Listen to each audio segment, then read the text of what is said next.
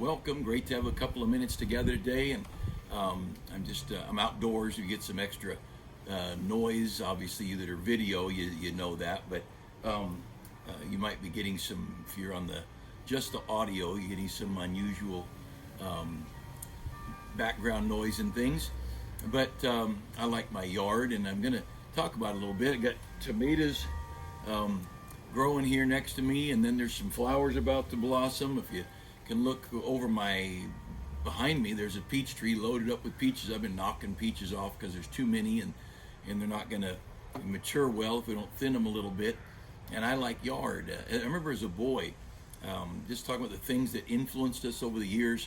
I remember as a boy, we had fruit trees, and especially when I was younger, I remember an apricot tree. And fresh apricots so good. The neighbor had a peach tree that would hang over the fence, and we'd eat the peaches that we could reach from the fence.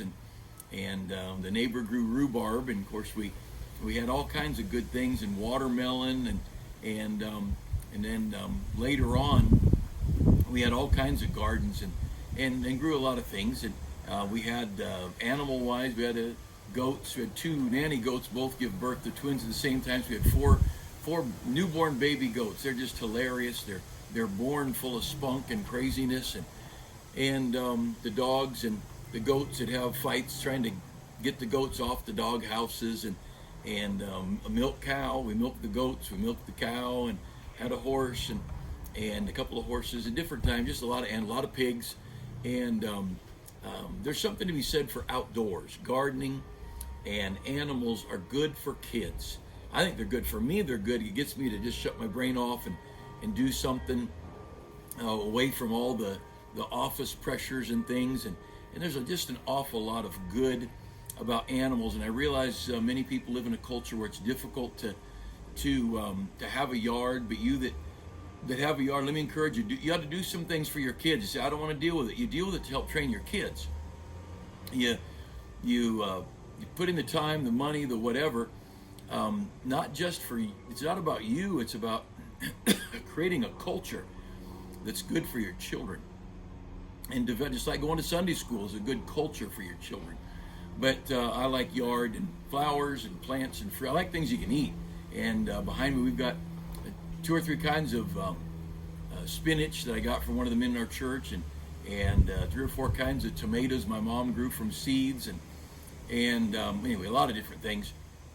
But today I want to talk just a little bit about the circumstances we're in our country. In Romans chapter 1 says this about this messed up world, and it says, when they knew God, they glorified him not as God, neither were thankful, but became vain in their imaginations, and their foolish heart was darkened. Now, the messed up culture begins when people know good and well there's a God, but they won't admit it, and they won't submit to him, and they won't follow him, and they won't listen to his book. And that's the first big step. When they knew God, they glorified him not as God, neither were thankful. All right, then what happens next? Well, in verse 24 Romans chapter 1, in verse 22, professing themselves to be wise, they become fools. People start thinking they know more than anybody else, especially know more than God.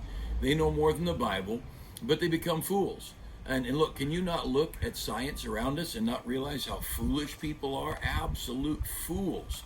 And people that anyway, I'm not going to get into the politics of it all, but craziness from the medical world to confusion over gender. We are professing ourselves to be wise. We have become fools. Then in verse 23, we change the glory of the uncorruptible God to an image made like to corruptible man. And then if you go down a little bit further, it says that they worshiped and served the creature more than the Creator, who is blessed. That's in verse 25. We changed the truth of God into a lie and worshiped and served the creature more than the Creator, who's blessed forever. Get where they worship the creature, where man is the center of the world, where plants and animals and crayfish and otters and whales and redwood trees, and God is the center. We're commanded as Christians, whether therefore you eat or drink or whatsoever you do all to the glory of God. We are commanded. The great commandment is to love God. That is the first and foremost thing we're to do in life, love God. The second command is to love your neighbor as yourself. Not to love the termite, or love the crabgrass, or love the aphids that eat the roses. We're to love God, and we're to love people. Now picture this. We've got a problem, all right? We've got people who will go off into a shooting spree and recklessly take people's lives. People who will kidnap, people who will torture, people who do all kinds of things. It doesn't have to be just timely right now. But the vile and the corrupt, and you think, what horrible and evil things go on around us. But could we just roll the clock back 50 years? There was a day when our nation chose to pull God and the Bible and prayer out of our schools. That was we submitted to that. We surrendered to that. And I know it wasn't the decision the common man made. It was politicians who are always a mess. And but if all of the Christian parents would have at that moment said, done, we're not putting our kids back in school, that would have been the vast majority of the kids. And the government would have had to change. But we are just so pliable. We don't like conflict. We don't like the confusion, all right? So we throw God out. Totally throw God out. Then we start thinking sports is more important than Sunday school. And so we get our kids in Sunday sports, and the kids aren't in church, they're in sports. And then we have going to the beach on the weekends, and going to the mountains on the weekends, and we're out partying and vacationing, and we're just playing. And we choose play before God. We choose convenience. I mean, this public schools are free, and where else would we go? We'd have to figure out another way to an alternative school, and so we chose convenience over God. We chose play over God. We chose sports over God. Tell you what else we did. We put evolution in our schools, and we told our kids they're a bunch of animals. We told boys and girls that they're no different than an animal. And so we've got animals that have kicked God out of their lives, and then we teach them, and this is a development as the years pass, we began to teach them they're victims. We began to teach people that they were oppressed, and that they're victims, and people have taken advantage of them, and we've helped nurture in our culture, not we, you, and me, but our culture has nurtured this poor me mentality. We began rewarding this poor me mentality, and then we start talking about you deserve to be treated better, or you deserve to get paid back. You deserve to be paid back for the hardship you faced because of your ethnic background or whatever it might be. There's so much wrong, and it piles up and piles up. And then and I heard a politician say we have a mental health care crisis. People that have mental problems, and it's a crisis, and I agree. But we took God out of their lives. We took prayer out of their lives. We took the Bible out of their lives. We told them they were animals. And you know what? No matter what we tell their head, their heart has a conscience. And Romans chapter 2 says their conscience bearing witness excuses or accuses them. And so while we're telling their head they're just animals, and we're telling them they've got rights, and we're telling them because their daddy didn't take them to ball games, that's why they've got the emotional troubles they've got, or whatever it might be. And because of what we've told their heads, people they want to get even, and they want to get vengeance, and they want to pay back, and they feel like they are owed something, and then of course they don't get anything. Life doesn't give you stuff, and then they want to steal, and they want to smash and grab things, and they want to carjack, and you have all this horrible behavior going on. Well, of course they're acting like animals. We've told them for 50 years. We've told them they're animals. And we've told them if you have a baby out of wedlock because you don't have enough character to keep your morals and to be decent, and you don't have enough character to raise the children that you conceived, and we tell them it's okay to have an abortion. But you can tell their head that, but their heart, the mental anguish that goes on as a result of abortion is beyond description. And that we're creating a war between their head and their heart. And the soul of man and the conscience of man knows better. And the head, they're trying to convince them they're just an animal, but in their heart they know there's a God. And in their head we're telling them you've been a victim. The heart, the heart, we know we've been lazy and sorry, and we haven't even tried. And we've done this to our kids. We've done this to our nation. And then one more thing we've done. We quit punishing wrongdoing. We quit punishing wrongdoing.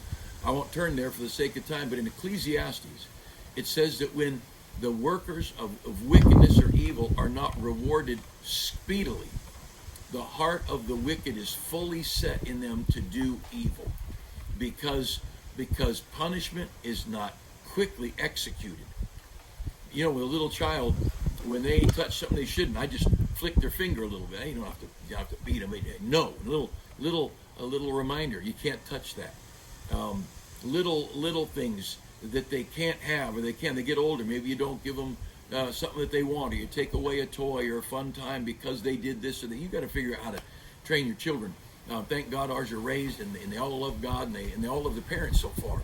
But here we sit, and we have taken away parents' right to discipline their children. And Proverbs says, chasten thy son while there is hope, and thou shalt deliver his soul from hell. Punishing a child, chastening a child, however you choose to do it, that'll deliver their soul from hell, Proverbs says. And then, so the kid realizes along the way, I can be bad and get away with it. Oh, somebody might yell, but it's not going to hurt anything. It's not going to be a big deal. And then we put them in schools, and we take away the teacher's right to discipline child. And you that are my age and older, you know, the principals all had a paddle in the principal's office. Man, the kids are bad, and I never got paddled, but we'd go outside the principal's office and listen to the whack and listen to the kids yell. And there were better schools in those days. Nobody was bringing guns to school. They knew that they were going to get punished if they did wrong. And so put all this stuff together. You can do wrong and not get punished. Look, our stores all over. I know, I'm not even a thief, and I know you can walk into a convenience store and grab something and walk out, and they will not pursue you. They won't do anything about it. And in California, there's some crazy law up to $999 of theft is still just a misdemeanor. It's not even a big deal. That's tragic that we've done that. So we've told them they're animals. We've told them there's no God. We've told them there's no accountability to God because there is no God. We don't punish wrong, so we teach them along the way that there's no repercussion. You can be bad and get away with it. We've taken away prayer. We've taken away Bible. We've taken away parental authority. And we've told them that they're victims, that they've been taken advantage of, that society's been mean to them. And now we wonder why we have a mental health crisis. We wonder why people are doing horrible, vile, and shameful things. No, I don't wonder at all. We have raised this generation because the fear of the Lord is the beginning of wisdom. And the fear of the Lord is the beginning of knowledge. And if we don't get back to God, it's not going to get better.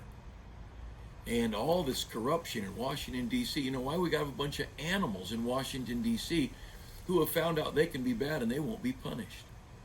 And our criminal justice system may be bad, but our justice system in the politics is worse. And it's a tragedy. So from the White House down to the local schools, wrong is not being punished. And we are being taught there is no accountability. If you can get away with it, then you got away with it. You know what? If no one knows you did it, and no one saw you, and no one catches you, your God still sees you. Your God knows. Now we need to teach our children from childhood right on up that there is a God, and that you will stand before that God. The Bible says every man will give an account of himself before God. It's a fearful thing to fall into the hands of the living God, the Bible says. It's appointed unto a man once to die, and after that, the judgment. And you want to fix some of this craziness in our country, we need to go back to God honoring, discipline honoring, character honoring, and get rid of the poor me victim mentality. Just go on and do our job and realize, all right, I was taken advantage of, something went wrong, but you know what? God knew it, and I'm going to trust God. He'll reward me for being faithful. And I'll tell you, these tragedies that go on around the country, and by the way, the surveys the statistics prove, just a quick gun statistic. For every time a gun is used in wrongdoing, a gun is used to prevent wrongdoing. And the statistics are overwhelming. There's a good book many years ago written, More Guns, Less Crime. You cannot argue with the statistics. And I wonder what happens when parents are told they cannot go into a school to save their own children. And again, we don't know. You and I only know what the media says. Let's give everybody the benefit of the doubt. But I know this. Why would we forbid schools from having firearms on the school property? Why would we do that? So that we can make the criminals safer and make the kids more vulnerable. You say no one would do that, really? We abort babies by the gazillions. We want people more vulnerable. We want this nation, the devil's crowd wants this nation to crumble. And of course, Satan's always hated babies. Satan's always hated children. And we need to go back to the Bible.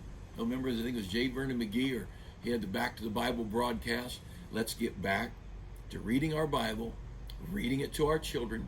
Get your kids into Sunday school, Sunday morning, Sunday night, Wednesday night. And the lazy Christians who don't want to go to church Sunday night and Wednesday night, get your family into church Sunday night, Wednesday night, and exalt righteousness, and make sure your kids know there's a price tag on wrong, and make sure that you teach your children they're not victims. They've been blessed more than 7 billion people on planet Earth. We have been so blessed. What a great life we have. Don't let your kids pout. Man, my parents, we didn't even grow up in a Christian home. You couldn't pout around my house. No way. You got roof over your head and clothes on your back and a bed to sleep in. And parents that love you, stop your pouting. Tell your face to knock it off. And what a good life we have, especially in America. But what a good life we have as Christians. We get to go to heaven. And we have a Father who loves us. Teach your children the fear of the Lord. Train up a child in the way he should go. And when he's old, he's not going to mess things up. He'll not go across the way to the other side of life.